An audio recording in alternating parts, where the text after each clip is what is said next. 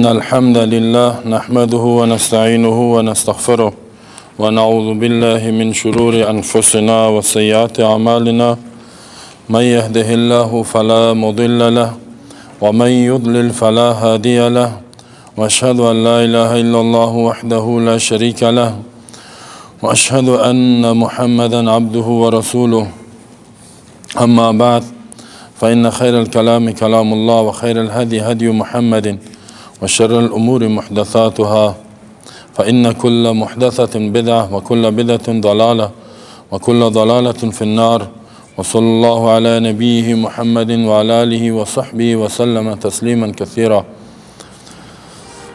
أعوذ بالله من الشيطان الرجيم. بسم الله الرحمن الرحيم.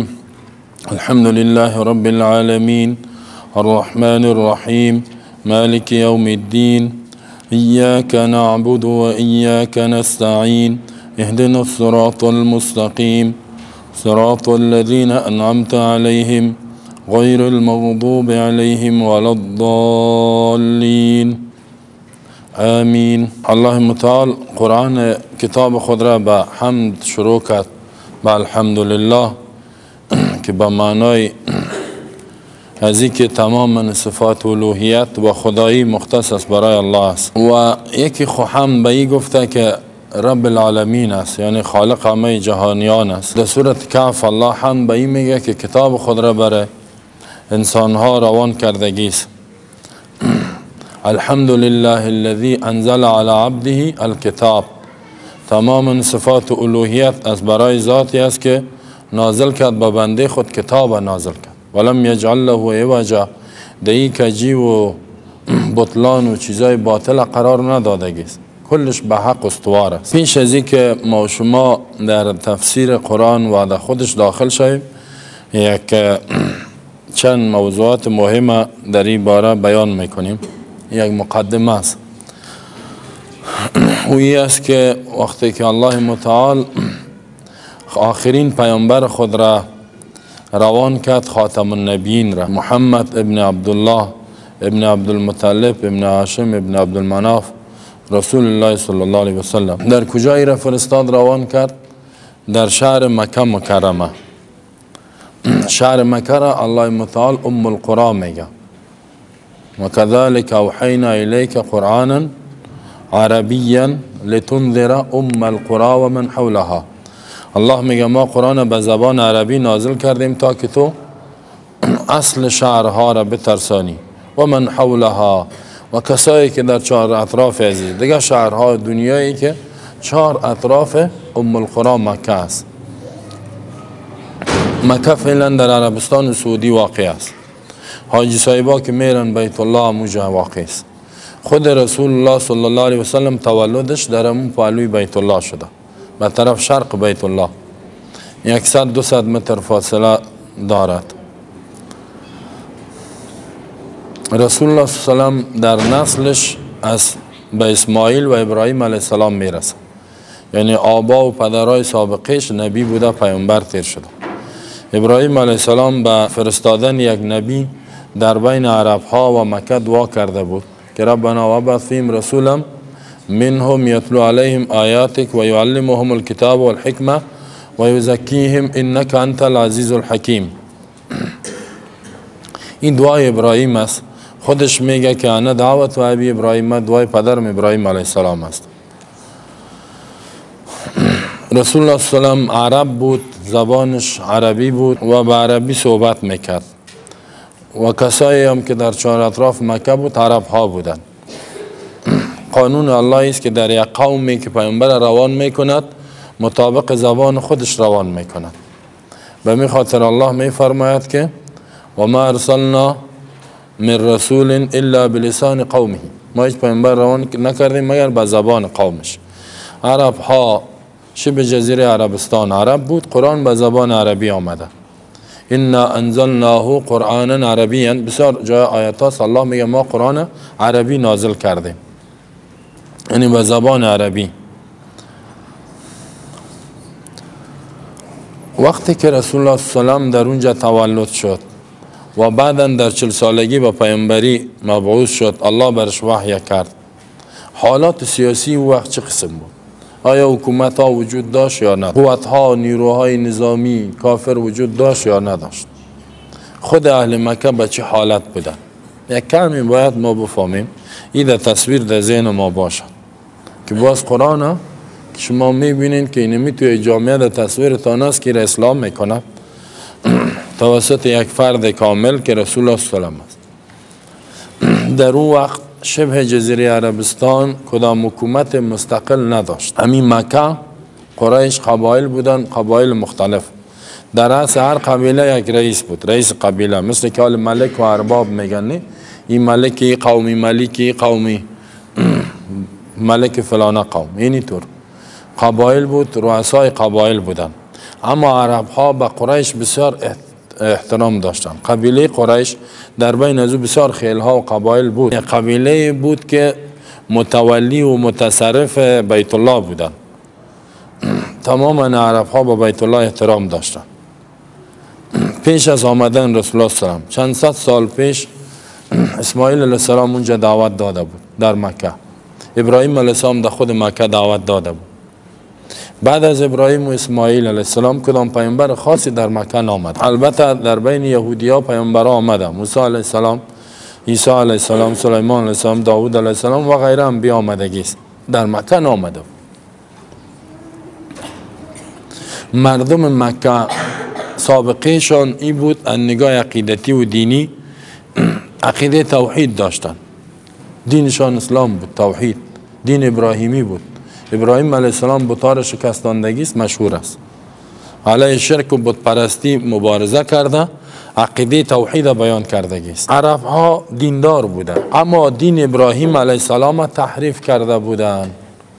دین ابراهیم علیه السلام چی کرده بودند؟ خوب متوجه بود، تحریف کرده بودند. تحریف چه معنا؟ تغییر داده بودند. چه قسم تغییر دادن؟ از عقیده توحید به چی تبدیلش کردن؟ به شرک. به شرک تبدیلش کردن. بت پرستی 360 بت‌ها را منیز خدا جور کرده بودن، چیزش در داخل بیت الله، حتی یک مجسمه ابراهیم علیه السلام در داخل بیت الله و چیزش هم در اطرافش جور کرده بودن. اثر هر کدامش نام مانده بودن. این فلانه خداست، این فلانه، این فلانه مشکل حل میکنه، این چشم دردی، گوش دردی، پای مرض، بخت میته، پیسه میته، این میته، این تو سر هر کدامش یک نام مانده بودن و بعضی مشابه از اونا را در جیبای خودان، در خانه خودان، در هر جای میگشتاندن بطاره. از نگاه عقیدتی شرک محض، طالب بینی و فال بینی و ستاره ها و این تاثیر ستاره ها بسیار به این عقیده داشتن. قرآن میگه عقایدشانه. از نگاه اجتماعی بدماشی و زور، هر کی که زور میبود اونمو حکومت میکرد. سر زنها بسیار ظلم بود. نکاح های نامشروع وجود داشت. قوم پرستی و قبیله پرستی و اینی افتخار به قوم و قبیله و به سمت و مکان، اینی گپا، داکوگری و بدماشی.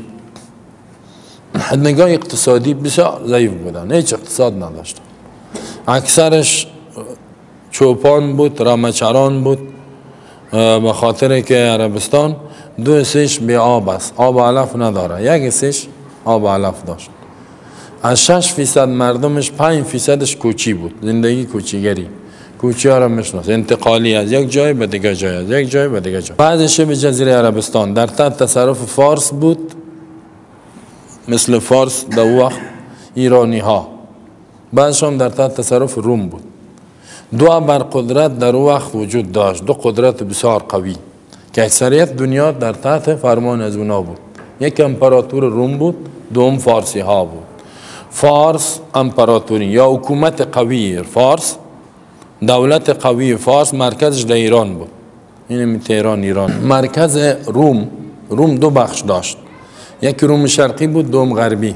غربیش در ایتالیا بود، شرقیش قسطنطینیه میگن، استانبول ترکیه. ولی روم غربی ضعیف شد نسبت به حملات مختلف که فارس و غیره حمله کرد. امپراتور روم حکومت خود به 2 بخش تقسیم کرده بود، یکش به یک بچه داده بود، دیگه‌ش به دیگه بچه. حکومت ها اون وقت شاهی و خاندانی بود. بعد روم شرقی بسیار ضعیف شد. روم شرقی بسیار چی شد؟ ضعیف شد. به می خاطر ملحق شد به روم غربی. روم شرق خلاص، روم غربی بود که مرکزش قسطنطینیه است. این کشورهای بعضی کشورهای اروپایی و اینا کلش در تحت فرمان ازی بودن. سوریه حتی، مصر در تحت قلمرو از اینا بود. بعضی بخشای شبه جزیره عربستان هم در تحت قلمرو روم بود. یمن و بعضی ساحل دیگهش مربوط فارس بود. عراق و اینجا کلش مربوط چی بود؟ فارس بود. فارس ساسانیان میگفتن، فارسی ها. فارس چی بود عقیدش؟ عقیده از اینا آتش پرستی، آتش تقدس بده، روشنی را، آفتاب، این چیزا را عبادت میکردن. خدای نور و خدای ظلمت میگفتن، دو خدا، یک روشنی یک تاریکی. یا بطال بینی و فال بینی و همین چیزا بسیار عقیده داشتن فارسی ها. نگاه تمدن، تجارت، این گپا و قالین بافی و این چیزا داشتن. صنعت قالین بافی، صنعت طلا و چیزا، پانتونا و این گپا داشتن. ولی از نگاه عقیدتی بسیار عقیده خراب. حتی مردم هم ملزم کرده بودن فارسی ها، کسی که در سایه ما زندگی میکنه باید آتش پرست باشه، زردشت باشه، دین زردشتی. در خود زردشت نظریات مختلف از حکیم بود، آدم خوب بود نبود، ولی آتش عبادت میشد. آتش عبادت میشد. آتش دوانی و آتش بازار. و افغانستان هم امیتو زردشت آتش پرست بود. یما پاچا و جمشید پاچا و دمی ملخ و اینجا را که ببینید و اینجا هم آتش بازی و اینا میکنن. همی سال اول حمله روز جشنشان بود. این از فارسی آتش پرست هاست، مجوسی ها. در قرآن در کلمات مجوس آتش پرست با اونا با کار رفتگیست. والمجوس. کل تاریخ دانا اتفاق دارن که خود زردشت هر چیزی که بود ولی تابعدارایش آتش پرست بود. خلاص تا به الحال آتش پرست هستن. همین شب یلدا که میگن نه، میگه ای تو میشوی شب بعد میدانن بسیار میگه تاریکی از ظلمت تاسیس و باز این شب چی میکنن و یگان موسیقی مینوازن و خوراک میکنن و جشن میگیرن، چی کارا میکنن. دا بخیال اول جدی را میگن، میگه این بسیار دیگه چیز است، شب بسیار دراز است، روز کوتاست، تاریکی زیاد است، روشنی کم است، ما خفه هستیم، جگرخون باید خوشی کنیم یا کاری کنیم که این شب شوم است. میگه این شب بعد باید خوشی تیرش کنیم، این شب بعد و این جشن کارا میگیرن. خب یلدا همیالا بسیار کشورها شب یلدا و چندین روز است که در 20 روز یلدا کلش تحلیل کرده رایستن. آتش باران میکنن، آتش بازی میکنن. این فرهنگ های از اوناست. روز نوروز تجلیل کردن فرهنگ چی از مجوسی ها. زیرا او یک حکومت سالهای سال اونا حکومت کردن. فارس و روم دو امپراتوری، دو ابرقدرت، یکی با دیگر رقابت داشت. گاهی فارس غالب میشد، روم تا یک جای میدوان، هیتو بس گاهی روم فارس. قرآن از واقعه و جنگای از اونا یاد کرده. سوره روم الف لام میم غلبت الروم، مغلوب شد رومیا، شکست خورد رومیا. در برابر کی شکست خورد؟ در برابر فارسی ها. و هم من بعد غلبهم سیغلبون، و اینا بعد از مغلوب شدن زود است که چشان غالب شوند، زورآور شوند. فی بضع سنین، در چند سال. لله الامر من قبل و من بعد و یومئذ یفرح المؤمنین بنصر الله ینصر من یشاء. الله جنگای از اینا یاد کرده.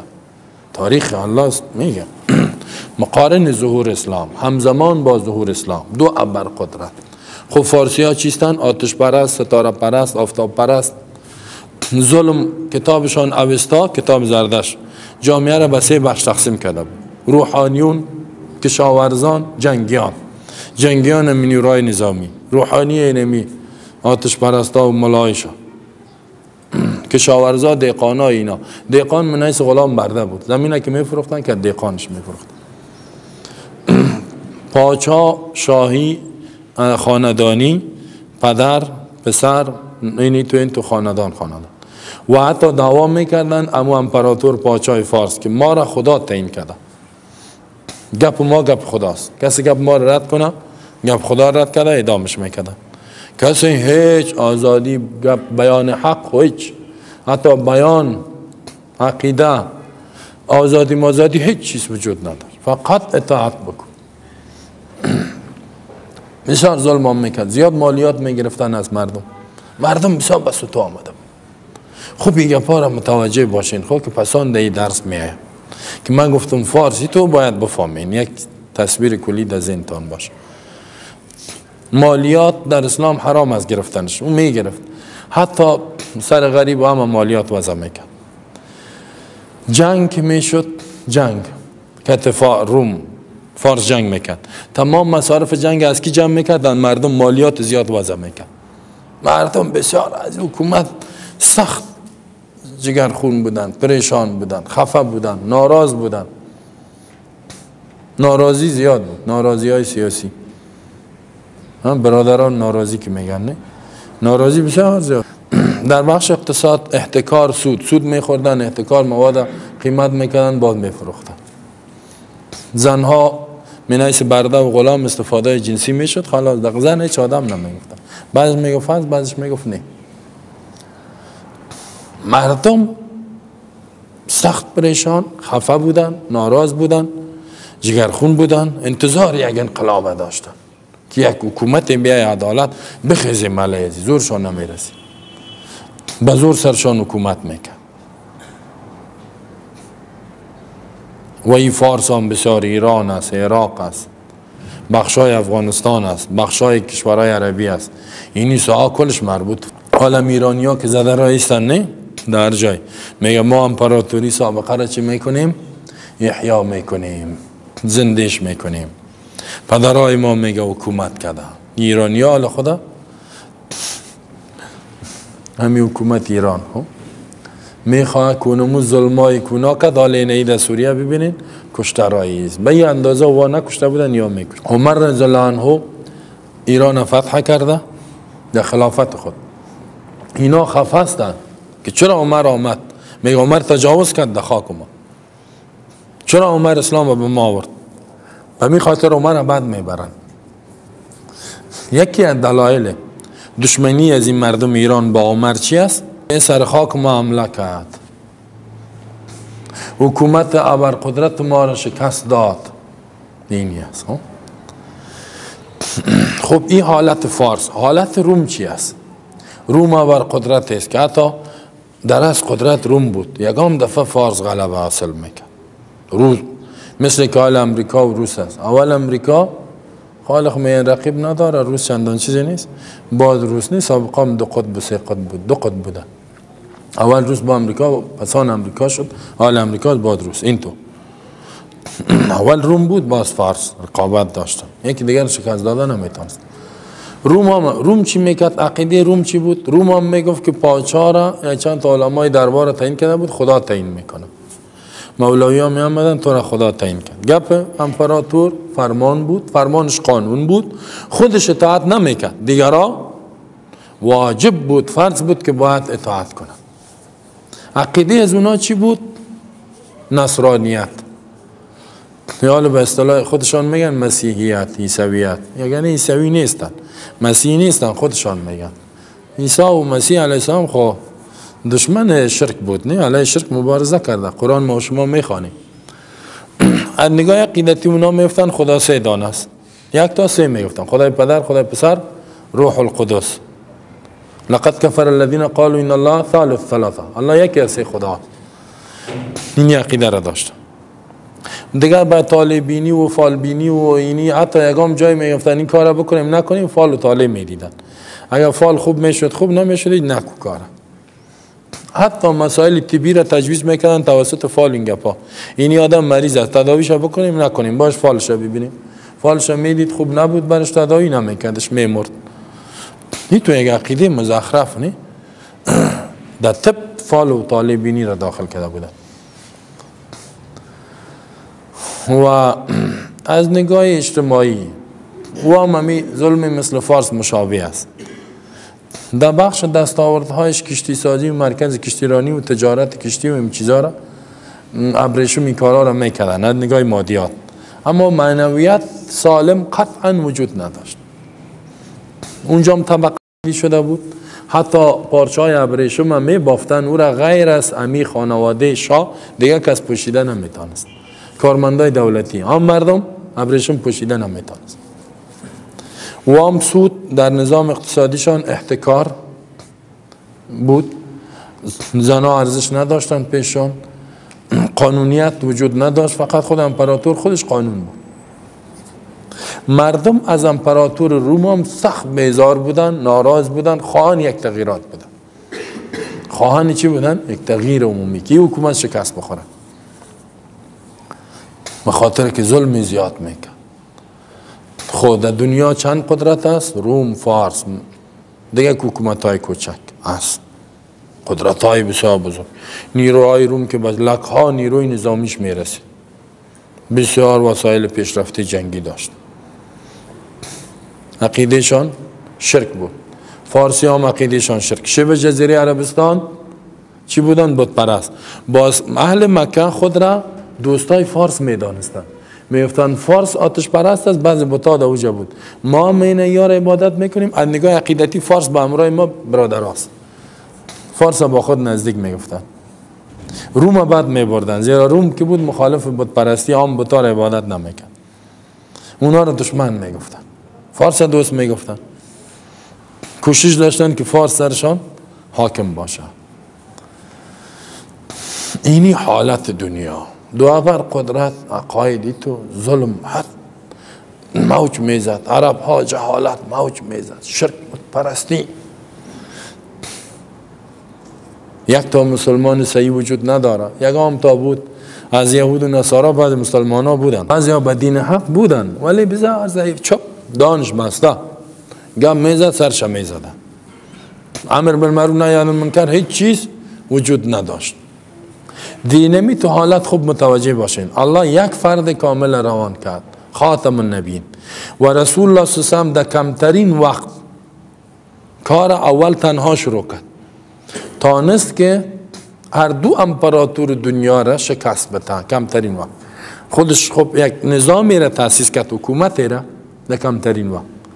کسایی را تربیه کرد که در ظرف 20 سال هر دو امپراتوری را شکست داد. بیرق و نظام عدل الهی در کل دنیا بلند شد و دنیا را رهبری کرد. اینا رو فکر خوب متوجه شوین که یک فرد کامل این چی کار کرد، چی طریقه داشت که در کمترین وقت دنیا را تغییر داد. حالی که ما شما میگیم ما باید دنیا را تغییر بدیم، میگم تا خنده میکنم، میگه ای اعصابش خراب، چی میگی؟ سعی که ما را میگه دنیا را تغییر بدیم، دنیا را رهبری کنیم، نه؟ دنیا را از ظلم نجات بدیم. ما شما را باید خواب نبره. خب ما شما امت رسول الله هم خدا میگیریم. کسی که دنیا را شکست داد سابقه خوب نداشت، سابقه ظالم و عقیده خوب نداشت. عمر رضی الله عنه ولی اسلام که قبول کرد هم دو چشم دو گوش داشت. ما شما در یو اخذو که در قوی استیم، اراده قوی، ایمان قوی، حرکت قوی، عمل قوی سبب شد که هر دو امپراتور شکست بده. امیر المؤمنین عمر ابن خطاب رضی الله عنه پیامبر نیست، معصوم نیست، یک فرد است، یک مسلمان با همت با ایمان است. یک مسلمان نیست که شکست در برابر کافر قبول نداره. خوب متوجه باشین خب که ما شما بسیار قوت و نیرو داریم، نیروی انسانی داریم، ضعیف نیستیم. ما مسلمان ها، ما که میگیم همین چند نفر نمیگیم، ما جهان اسلام، ما شما ضعیف نیستیم، بسیار قوی استیم. رسول الله صلی الله علیه و سلم یک فرد کار شروع کرد. اولین آیاتی که نازل شد برش در غار حرا، اقرأ بسم ربک الذی خلق الانسان من علق اقرأ وربک الاکرم الذي علم بالقلم علم الانسان ما لم یعلم. در خانه زیر کمپل خواب بود یا زیر چادر، الله آیات را نازل کرد که یا ایها المدثر، ای کسی که در زیر چادر است یا غافل خواب است، قم، استاد شو، حرکت کو، بیدار شو، بیدار شو، فانذر، بترسان، دعوت بده. تا که حرکت نکنی تغییرات نمیاد. ان الله لا یغیر ما بقوم حتی یغیروا. این آیت نازل شد که حرکت کو. و ربک فکبر، ربط عظمتش بیان کو، قانونش، دستورش، فرمانش، قوتش، خالقیتش، مالکیتش، تصرفش در کائنات. مردم نمیشناسن الله را. پیامبر صلی الله علیه و آله استاد شد، دعوت شروع کرد. در اون وقتی تو یک حالات بود، کسی میگه ما آیه دنیا را تغییر میتم، دیگه سرش چی میکرد؟ خنده میکرد. میگه فساد بیزی خرابه، کل دنیای قدرت ها رسه که نیروها ها رسه که چی میگه؟ یک نفر خیست ما تغییر میتم. رسول الله صلی الله علیه و آله مکلف شد که دنیا را چهرهش تغییر بده. قم فانذر و ربک فکبر و انذر عشیرتک الاقربین فاصدع بما تؤمر و عارض عن المشرکین. بخی مگه حالی که مردم بگوی حالات چطور است؟ بسیار خراب است. راه حل چیست؟ میگه وجود نداره. اکثریت میگه وجود نداره. بعضی دیگهش میگه داره. چی است؟ غیر دعا گریان دیگه کار نیست. فقط دعا کو، میگه شو بخی گریان کو، دیگه هیچ نمیشه. این یگان فامیلایش است. خب این بسیار آدمایی است که در اسلام پوهندی داره، پروفسور است در اسلام. چی است؟ پروفسور، مافوق دکترا و چی و چی و چی. راه حل چیست؟ دکتر صاحب، پروفسور صاحب، گریان است، دعا است. خلاص حال گریان دعا. پیامبر صلی الله علیه و آله چرا قرار در غار حرا میشش گریان کده، دعا کده؟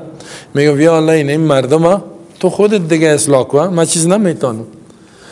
آیا پیامبر همی تو کرد؟ نه. پیامبر چی کرد؟ حرکت کرد، مبارزه کرد، دعوت کرد. اینجا راه حل هم برتان بیان میشه. بسیار راه حل قوی قرآن بیان کرده. کسی که این راه حل با قرآن میگه، خب بعد از اینکه بگه باور می، کسی قبول نکنه ایمان نداره.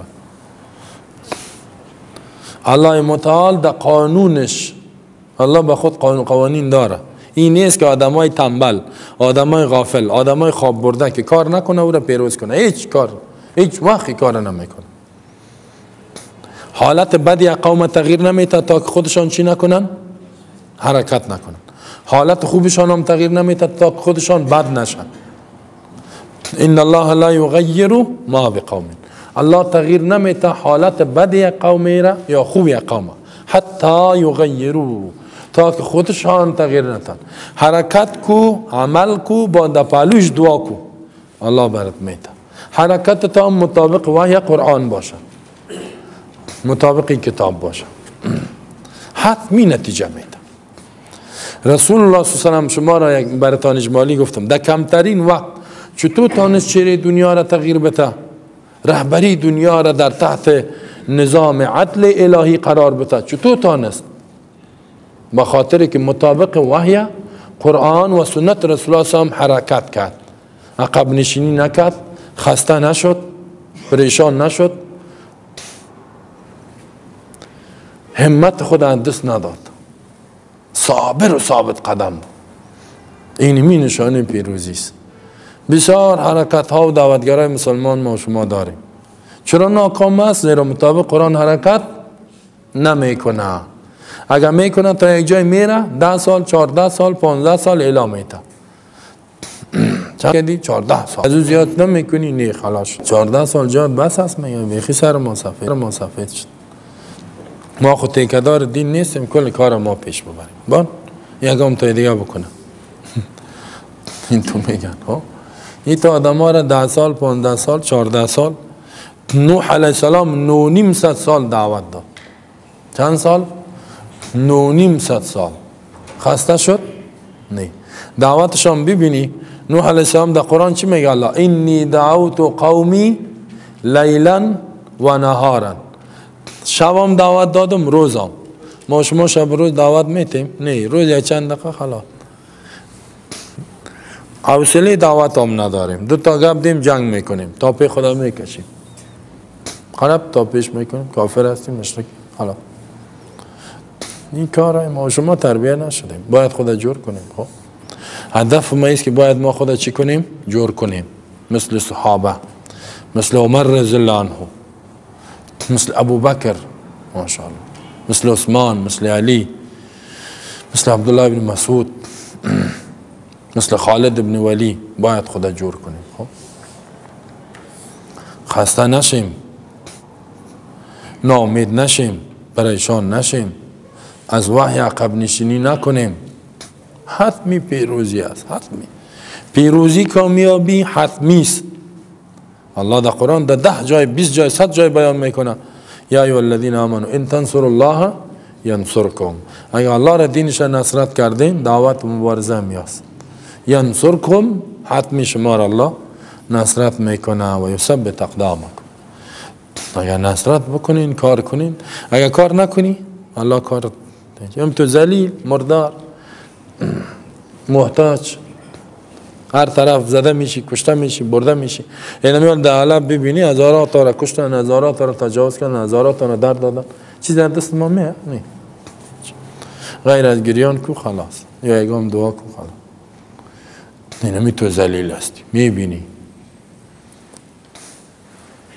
باید ما شما در زندگی خود تغییرات بیاریم. رسول الله صلی الله علیه و دعوت شروع کرد. خلاص شال برتام میگم، چند سال در مکه بود؟ 13 سال در مکه، بعد از رسالت و بعد از بعثتش 13 سال در کجا دعوت داد؟ در مکه و اطرافش، مکه و اطرافش، طائف و غیره. و 10 سال هم در کجا؟ در مدینه. زندگی رسالت پیامبر، دعوتیش، مبارزش علیه ظلم و فساد و کفر و شرک و ظالما 23 سال. 13 سال در مکه، 10 سال هم در مدینه منوره. فاصله در بین مکه و مدینه به حساب کیلومتر چقدر است؟ 450 کیلومتر. بلا تشبیه اینجا که مزار بری. از وطن خود رسول الله صلی الله علیه و به خاطر تطبیق اسلام چی کرد؟ ترک کرد. کجا رفت؟ مدینه. هجرت کرد، مهاجر شد. صحابه هم هجرت کرد و در سرزمین هجرت رسول الله صلی الله علیه و وفات کرد، دفن شد. اکثر صحابه هم اونجا شهید شدن، دفن شدن. بهترین مخلوقات رسول الله صلی الله علیه و در سرزمین، حال میگن دیار غربت، مسافرت و هجرت، اونجا دفن شد. پس در وطن خود نامد. به خاطر چی؟ دین الله، نظام الله، حکم الله. به خاطر ازی بعد 13 سال دعوتش 3 مرحله داشت. مرحله مخفی پنهانی، زیرا کل کافر مشرک بود. علنی گپ میزدی میکشتد. با حکم الله کسایی را دعوت میداد که استعداد پذیرش حق دو بود، طلبگار حق بودن. بعضی همی تو از چهرهش فهمیده میشه، ضد و عناد نداره. سر امو کار کن، سر او کسایی که ضدی و عنادی هست، سر از او برای او وقت تضایی نکن. و در 3 سال دعوت مخفی یک جمع از جوانا را تربیت کرد. 17 18 19 20 21 22 25. یکم تا پیران بود 52 ساله. عمر رضی الله عنه 26 سال یا 27. ابو بکر که مسلمان شد 36 سال بود. 36 سال هم جوانه. رسول الله هم کوچک بود. و همین قسم دیگه صحابه را، سعید ابن زید 17 ساله و عثمان 21 ساله و همین تو یا 30 ساله بود. این همین تو جوانا، جمع جوانا تربیه شد. این تو تربیهش کرد کوره نمیگم دیگه. او یک باز میاید دیگم جای دیگه میگم براتون. این تو یک تربیهش کرد که اسلام من حیث خون در رگ‌هایشان جریان پیدا کرد. جانش میگرفتی آسان بود، ولی ایمانش، عقیدهش، حرکتش مانع شده نمیتونستی. این تو تربیه کرد. بعد از او دعوت به مرحله علنی رفت. در مرحله علنی نظام عقیدتیشان رد کرد، نظام خانوادگیشان، اصول و رواجهای اجتماعیشان، اقتصادیشان به شدت ردش کرد. باز میخوانیم میره. این کلی سوره مکی است. اونا چی کردن؟ از 3 حربه کار گرفتن، 3 وسیله. اول تبلیغات کردن. این جادوگر است، این ساحر است، این خارجی است، این چیزی کتاب‌های بد بود میزدن که مردم بدنام شود، کسی گپش گوش نکنه. این بیفایده شد. ولی یا پیامبر صحابه قبل نشینی نکرد. بعد از او چی کردن؟ شکنجه را شروع کردن. این را بزن، او را بزن، دست قطع و پای قطع و حتی بعضی را شهید کردن.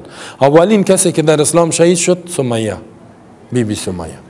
خانم بود، زن بود، آفرینش. اولین کسی که اسلام هم قبول کرده زن است، بی خدیجه رضی الله عنها، خانم رسول الله صلی الله علیه وسلم. و اولین کسی که قربانی هم داده در اسلام کی است؟ زن است. حال زنها را ببینی، اولین مفسد روی زمین چیزی خرابی را میکنه زن میکنه. نه زنای خوب بسیار کم است. چرا ما شما ایتو نبود؟ چرا زنها را دخترای خدا، خواهرای خدا، مادرای خدا تربیت کنیم؟ ما شما یاد گرفتیم باید. خانمای خدا باید تربیت کنیم. خوش هستیم که آرام باش، بخو خو شو، این زندگی نیست. سمیه را بسته کرده بود، گفت دینت بگرد، تف کرد در روی ابو جهل، کافر بیدین. شمشیر کشید زد در دلش. حالی ای زن یک سلیده بگو دیگه در اینجا درس نروید، یک سلیده اگه آمد دیگه پیدایش نمیکنه. ای تو زن بود. شوهرش یاسر جان خدا از دست داد، شوهر سمیه، عمار ابن یاسر رضی الله عنه. شکنجه ها دادن، مسلمان ها مجبور شدن هجرت به حبشه کردن، تسلیم نشد. پس آمدن باز رفتن. وسیله دیگه تحریم اقتصادی، رزقشان کم کرد، از هر طرف خرید و فروش سرشان بند کرد. حالی که میکنن مسلمان ها 3 سال در شعب ابی طالب مثل که در بندی خانه باشی، نان نمیاد، ولی تسلیم نشدن. تا اینکه رسول الله هم اهل مدینه را دعوت داد و زمینه مساعد شد برای هجرت به طرف مدینه. سوره مکی را که ببینین کلش سر مسلمان ها زجر، شکنجه و تکلیف، الله به صبر و حوصله دعوت میده. سوره مکی پیش از هجرت تمام سوره ها را مکی میگن. سوره های مدنی کدام سوره است؟ بعد از اینکه مرحله سوم دعوت رسول الله هم مدد خواست از مسلمان ها، کسایی را تربیت کرد در مدینه. اونا را گفت که بیاین بر ایجاد یک نظام، یک جامعه، یک حکومت کار کنیم. اونا تسلیم شدن. خب اونا چی کردن؟ اونا اهل مدینه، انصار میگن اهل مدینه را، نصرت کردن کی را؟ مهاجرین. زیر رسول الله هم از اونا نصرت خواست، کمک. اهل مدینه را مهاجرین میگه. و قرآن یاد میکنه از هر دو گروه، و سابقون الاولون من المهاجرین والانصار والذین تبعهم باحسان رضی الله عنهم. الله میگه از این انصار و مهاجرین راضی است، الله از اینا راضی است. و اعد لهم جنات، الله بر از اینا جنت ها را آماده کرد. ایناله در مدینه که پیامبر صلی آمد، خوب متوجه باشین، حکومت جور شد، جامعه، حکومت، قوت، نظام، ارتش، لشکر. سیاست داخلی رسول الله صلی الله علیه و در حکومت چی بود؟ تطبیق اسلام. سیاست خارجیش دعوت و جهاد. به می خاطر وقتی که مسلمان ها در مدینه آمدن احکام نازل شده. حال ما شما سورت فاتحه را میخوانیم، بعد از این بقره. در سورت بقره ببینین عقاید است، احکام عقیدتی، احکام معاملات است، احکام سیاسی است، احکام خانوادگی است، احکام اجتماعی اقتصادی. یعنی قوانین سیاسی، قوانین اقتصادی، قوانین اجتماعی، قوانین خانوادگی است. چرا یا نازل شد؟ زیرا مسلمان ها قوت داشتن که نازل میشد تطبیقش میکرد. پیش از اون احکام نازل نشده بود، به خاطر که مسلمان ها دارای قوت و نظام نبودن. و الله به خاطر بقای حکومت و نظامی که مسلمان ها را توفیق داد ایجاد کردن، احکام روان کرد. اگر میخواین حکومتتان قوی باشه، با ثبات باشه، شکست نخوره، از این اصول پیروی کنین. اگر نکردین حکومت دست میتین.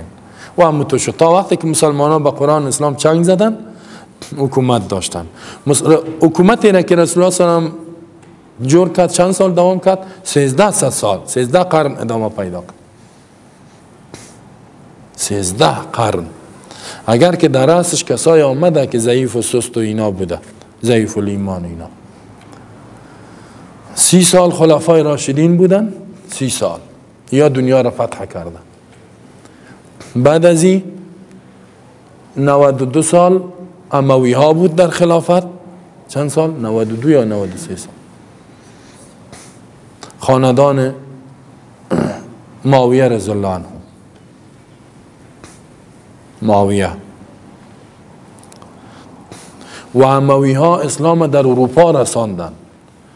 خلفای راشدین در آسیا، بخش افریقا، اینا افریقا را هم فتح کردن، در اروپا هم رساندن اسلام، آسیا را هم فتح کردن اموی ها. یعنی اونا خلفا نبودن ولی از خلفا کردن بسیار پیشروی کردن. باید تو یک حکومت ماشاءالله بخوانین تاریخ که تعجب میکنید. بعد از این خاندان عباسی ها آمد. عباسی ها، اموی ها تا 132 در قدرت سیاسی مسلمان ها بود، دنیا را رهبری میکرد.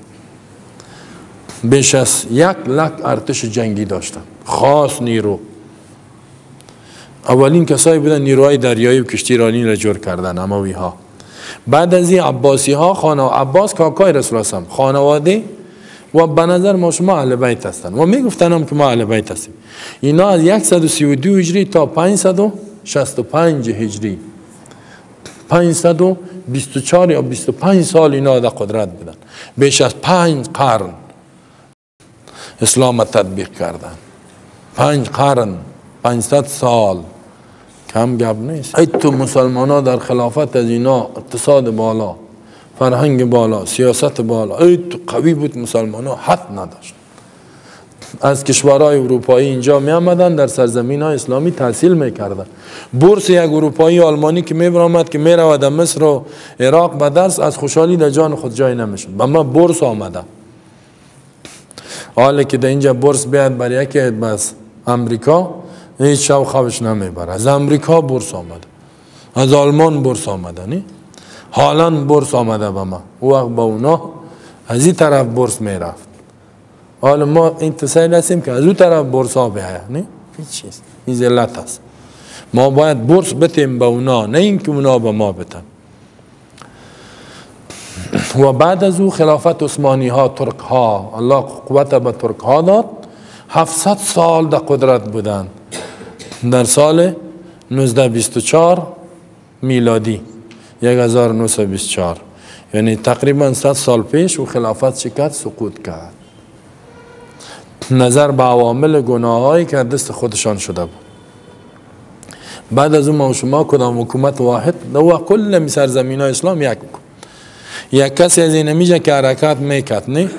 تا اسپانیا را کسی چیز نمیگفت. دلش پیاده میرفت، دلش در خر میرفت، دلش در اسب میرفت، دلش در قاطر میرفت. کسی گفتهش نمیتونست کجا میری. تابعیت مسلمان خلاص. های تا مسکو میرفتی، تا ساحل چین میرفت، پاکستان اینجا. حال ما شما را چی کردن؟ در قفسچه انداختن. افغانستان یک قفسچه، پاکستان دیگه قفسچه، تاجیکستان، ازبکستان، ترکمنستان، قزاقستان، عربستان قفسچه. از اینجا اوسشو مرا چیتا پاسپورت بته، این بته، او بته.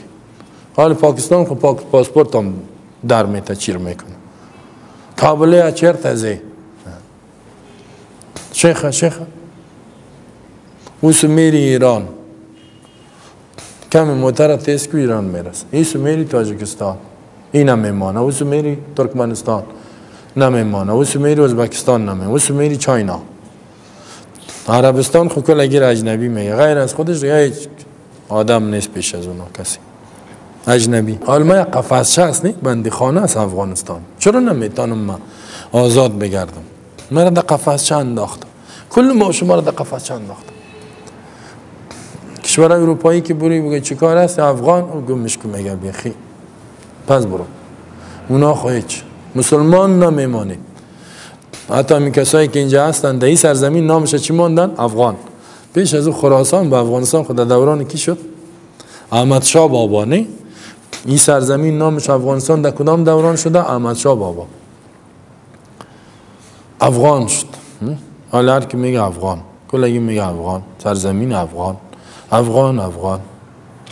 یکم تو را بگوی چیستی؟ میگه من اول افغان هستم بعد مسلمان. افغانیت. این قوم 5000 ساله تاریخ داره. ای تو میگه افغان ها 5000 سال تاریخ. اگر اینمی مسلمان های سرزمین که افغان میگن، ایران چی است؟ دری زبان، فارسی زبان. این چی دیگه در مذهب چیست؟ شیعه تشیع. اینمی شیعه ما افغان ها که اونجا میرن قبولش نداره. چیستی؟ افغانی کثیف برای میگن. نشد تا 4 منزله زیر میپرتش. دیدین شما 4 منزل کارگر زیر انداخت. امیال هر روز میزنه میکنه. من چون 300-400 نفر میکشم. آن در اینترنت اینجا ببینیم پشتایشان سیاه گشتگی چنان میزنن. یا اگه گفت که ما شیعه هستم میگه برو در سوریه جنگ کو، مسلمان بکش. نمیکشی برو گم کو خدا. اگه پشتونای ما میگه ما پشتو زبان هستم، کجا میری؟ پاکستان. پاکستانی ها را میگه خیبر پختونخوا نه، حالا شما پشتون نه، تا کابلی میگه، کابلی اوزا هرچی میگه زد پختانه ام پختون نیمانم میگه زد پختونیم نه، تا افغانیه و افغان هم مقنع میشناسن کابلی میگه، کابلی زد کابلیه پل ملک تازه. دیدین که چنان زدن دادن مهاجرین 40 ساله را کشیدن، 40 سال اونجا بود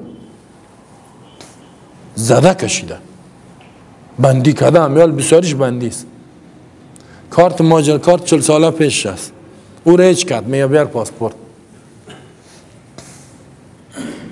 مردم امیال میاین بیچاره، امیال آمده را ایستن دمی زمستان جایی نداره. روسا اینجا حمله کرد، اگر این مردم سرزمین جهاد نمیکرد پاکستان حال اینجا روس شده بود. روس حال اینمی مردم همی برادرایشان مدینه رسای که انصار مدینه را باید میخوانین صفتایشان که مهاجرین زمین های خدا را برش دادن. حکومت پیش مهاجرین بود، دعوا نکردن. بعد از رسول الله سر قدرت کی رسید؟ انصاری رسید یا مهاجر؟ مهاجر. ابوبکر مهاجر بود، عمر مهاجر بود، عثمان مهاجر بود، علی مهاجر بود، معاویه مهاجر بود و همین قسم اموی ها کلشان مهاجرین است. عباسی ها کلشان. انصاری نخیست که بگوی حکومت با ما بتی. او چی بود؟ ایمان بود. اوجا قوم نبود. هر کس اسلام تطبیق میکنه خلاص. این حکومت های فعلی را ببینی توبه، اسلام را ببینی و یا را ببینی خندت میاد. گپ از اسلام باشه خیست میزنن ما مسلمان است. قوی ترین مسلمان های جهان میگه ماستیم.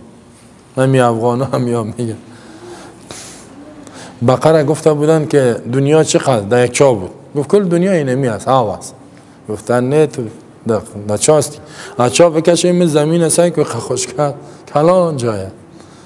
ولی افغان هم چیزی رو ندیدن. خب میگن از ما کده قوی، از ما کده این نیست. تو برای بیرون توی چیزی رو ندیدی، از دنیا خبر نیستی. چی هستی تو؟ این خدا تعریف میکنن، خدا بزرگ نمایی میکنن، چیق میزنه از خوردش گرفته تا کلانش. خب هستیم ما چی داریم؟ امیاله این چیز نیست. نه اقتصاد داریم، نه حکومت قوی داریم، یک نظام قوی داریم، نه عدالت داریم، نه اسلام صحیح تطبیق میکنیم. هیچ چیز نیست. نه علم قوی داریم. نه گپ ما او در کجاست؟ تابال ما خود نشناختیم ما کیستیم، در کدام درجه هستیم. نه